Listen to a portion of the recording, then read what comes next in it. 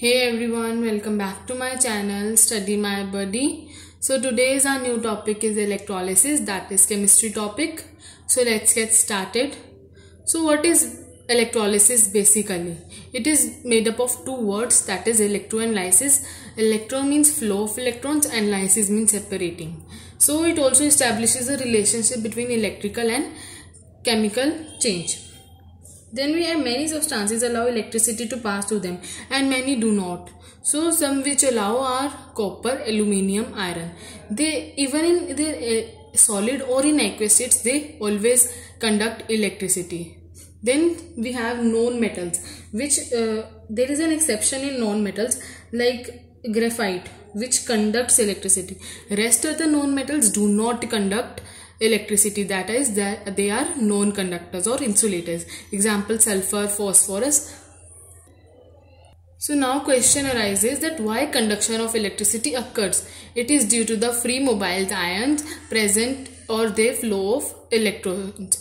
Then we have some compounds conduct electric current in aqueous state or in molten state, but not in solid state, and are decomposed in the passage of electric current. So their example is CuCl2. When electricity is passed, it decomposes to Cu2 plus and 2Cl minus, that is 2 chloride ions. And one more example is there like NaCl. It conducts electricity in aqueous or molten state when dissolved in water, but it does not conduct electricity when is it in solid state. Then we have some compounds which do not conduct electricity in molten or in aqueous state are called known electrolytes, that is sugar solution. Then we have difference between metallic conductor and electrolytic conductor. Example is Cu wire for metallic conductors, and for electrolytic conductors example is CuSO4 solution or copper sulfate solution. So in metallic conductors, flow of current consists of a single stream of electrons flowing from negative pole to positive pole, and in electrolytic conductor we have flow of current consists of two streams of electrons, that is one of the positive cation flowing towards negative cathode and other of negative anion flowing towards the anode. So for a memory aid you can learn that C moves to C, C moves to C and A moves to A, that is cathode cations to cathode, positive cations to negative cathode, and other of negative anions are flowing towards the positive anode, that is A moves to A and C moves to C. Then we have metallic conductor is a property of metals and alloys, but electrolytic conductors is a property of electrovalent compounds. Then we have both, it occurs both in solid and liquid state and are good conductors of electricity. And electrolytic are only good conductors when in aqueous or molten state. There is a physical process in metallic conductors, that is no change of form or in composition, there is no chemical reaction taking place here. But in electrolytic we have a chemical change, so new products are formed at electrodes, that is a chemical reaction is taking place. Then we have some definitions like electrolysis, electrolytes. So what basically electrolysis is? It is a process of decomposition of a chemical compound in aqueous solution or in molten state accompanied by a chemical change by using direct electric current. And electrolytes are compounds either in aqueous solution or in molten state allow electric current to pass through them. Example, in acids we have H2SO4, nitric acid, H3PO4, hydrochloric acid, bases NaOH, KOH, NH4OH, CaOH whole twice, and salts are NaCl, copper sulfate, lead bromide. Then we have two types of electrolytes. They are strong and weak electrolytes. Then we have difference between strong electrolytes and weak electrolytes.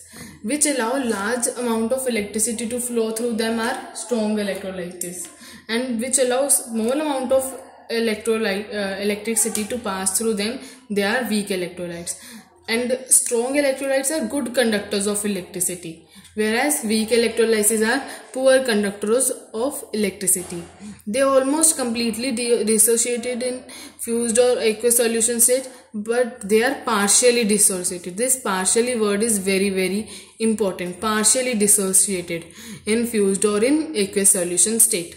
It only contains free mobile ions, whereas it contains ions as well as molecules.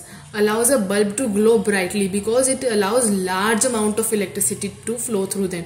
If there is large amount of electricity, then a bulb will glow brightly. But there is a small amount of electricity, so bulb will glow dimly or not properly. Then we have non-electrolytes, compounds which neither in solution state nor in aqueous state allow electric current to pass through them. Example: water, alcohol, sulfur, phosphorus, urea. And then the next topic is acids, bases and salts as electrolytes. That is, acids and alkalis ionize when dissolved in water, whereas bases and salts dissociate in fused or molten state or in their aqueous state into free mobile ions. Then we have all salts are strong electrolytes. They form acidic or basic or neutral solutions after complete dissociation. Example, we have mercury to chloride, that is HgCl2, and ammonium carbonate.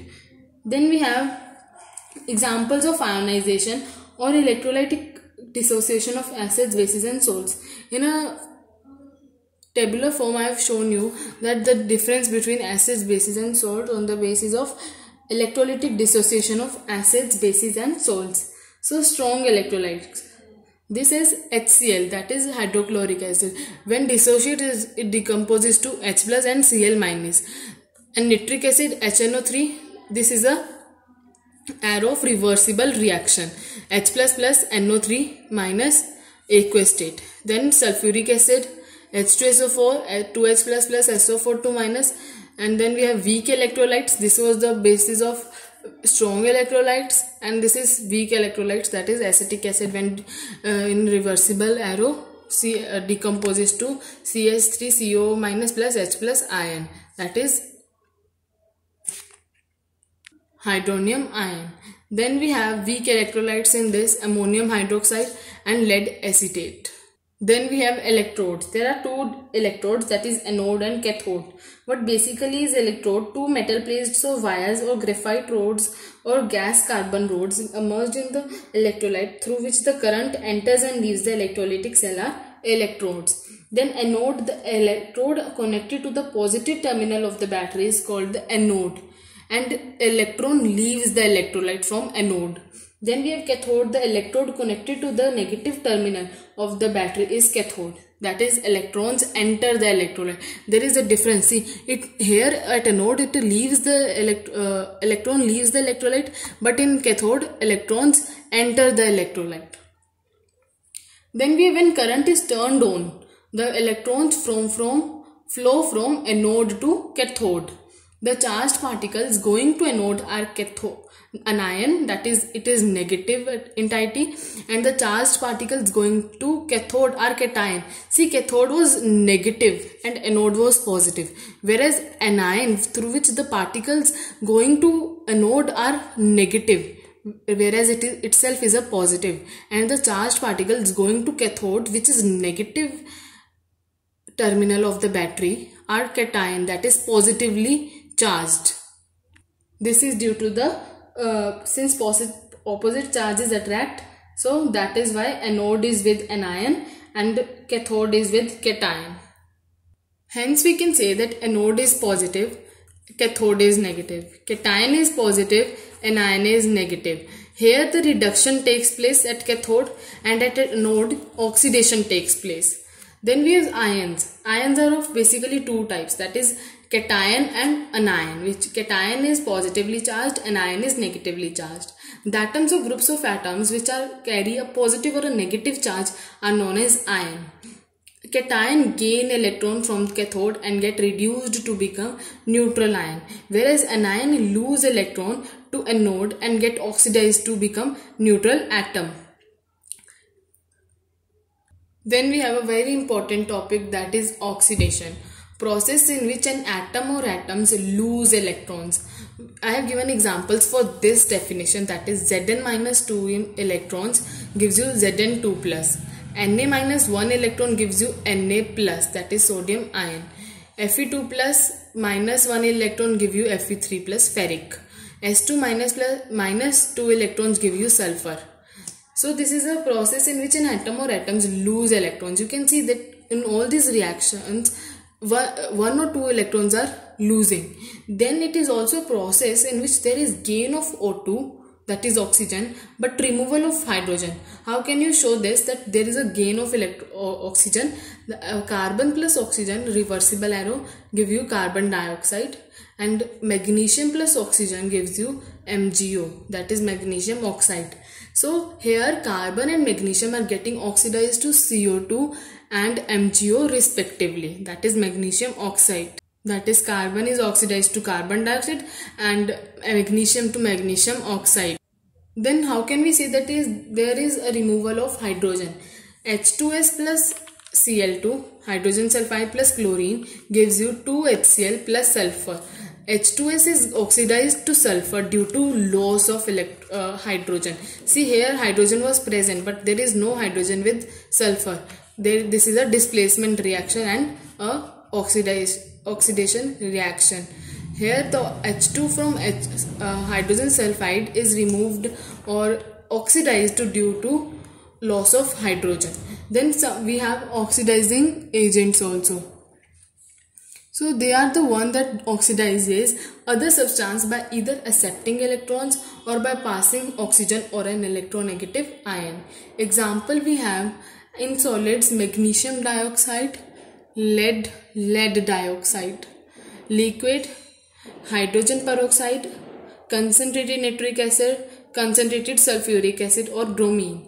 Gaseous or in gaseous state we have oxygen, ozone, chlorine, sulfur dioxide. Then we have reduction, the another important topic. It is a process in which an atom or ion gains electrons, whereas the oxidation reaction was in which an atom or an ion loses electron. So for here we have Cu2 plus 2 electrons give you Cu, Fe3 plus 1 electron give you Fe2 plus, Sn2 plus 2e minus give you Sn, S plus 2e minus gives you S2 negative. Then it is also a process which involves removal of oxygen and addition of hydrogen, whereas it was the oxidation was removal of hydrogen and gain of oxygen, but here it is removal of oxygen and addition of H2. So for this also how can you say that there is a removal of O2? We have some examples. Cu plus H2 gives you Cu plus H2O, and ZnO plus C gives you Zn plus CuO. So here copper 2 oxide and zinc 2 oxide are reduced to copper and zinc respectively by the loss of oxygen. And how can we say that there is an addition of H2? This we can say by this example, that Cl2 plus H2S gives you S plus 2HCl, and 3 chlorine atoms plus 2 NH3 gives you N2 plus 6 HCl. In the above reactions, chlorine is reduced to hydrogen chloride due to the gain of hydrogen. Then we have some reducing agents. In solid state we have carbon, zinc, aluminium, copper, glucose, stannous chloride. And in liquid state we have hydrogen peroxide, hydrogen iodide, hydrogen bromide. And in gaseous state we have hydrogen sulfide, carbon monoxide and sulfur dioxide. Then we have the theory of electrolytic dissociation. So first of all we have an electrolyte on dissolving in water dissociates into free mobile ions, that is cations. That is we have cations which are positively charged and anions which are negatively charged. Anions which are negatively charged and allows the flow of an electric current through it. Then we have all ions carry charge and are responsible for the flow of current through the solution. That is ions are responsible for the flow of current through the solution. Then we have the conductivity of the electrolyte depends upon the concentration of the ions in the solution. That is, if more ions, more will be the concentration of the solution or the conductivity of electrolyte. Then if less, the conductivity of electrolyte will be less with the concentration of the ions. The number of positive charge equals the number of negative charge. That is, cation is equal to anion. Number of cation is equal to number of anions in the solution, and thus the solution is an electrolytic equilibrium. The equilibrium is also established between the unionized molecules and the ions produced. In known electrolytes such as sugar solution, benzene, there is no ionization and therefore only molecules are present in solution. So we have for this, there is no ionization. For this we have an example, sugar solution or benzene. The degree of dissociation is the extent to which an electrolyte dissociates or breaks up into ions. So for this we also have one formula. The degree of dissociation is equal to number of molecules dissociated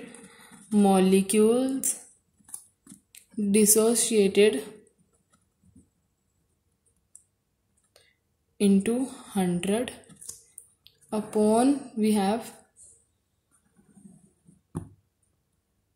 total number of molecules.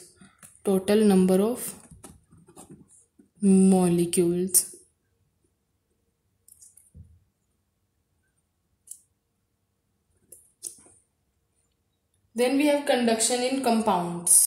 Characteristics of electrolysis.